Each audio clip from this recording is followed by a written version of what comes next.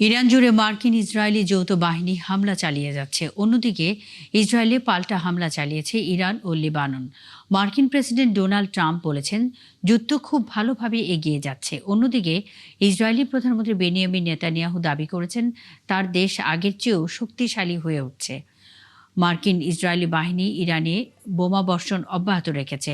তারা তেহরান সহ বিভিন্ন স্থানে বিমান হামলা চালিয়েছে। এদিকে ইসরায়েলকে লক্ষ্য করে আবারও মিসাইল ছুড়েছে ইরান। প্রায় একই সময়ে লেবানন থেকে উত্তর ইসরায়েল লক্ষ্য করে রকেট নিক্ষেপ করা হয়েছে।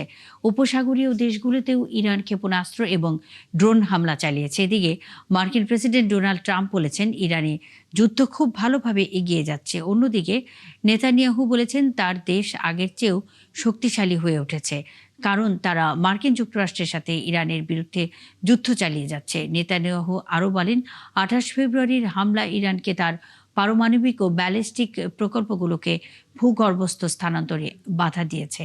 এর মাঝেই ফ্রান্সের প্রেসিডেন্ট ইমানুয়েল ম্যাক্রো বলেছেন, ইরাকের কুর্দিস্তানে এক হামলায় ফ্রান্সের একজন সেনা নিহত এবং আরও বেশ কয়েকজন আহত হয়েছেন।